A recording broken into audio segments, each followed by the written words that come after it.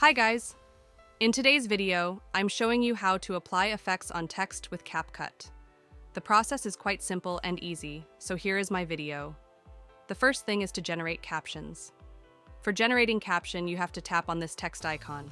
Once you tap on this, here is the option Auto Caption, tap on this one and select your language. After selecting tap on the option, Create. Now the captions are generating.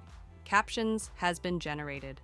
Now how can you apply effects on this caption? Simply select all the captions.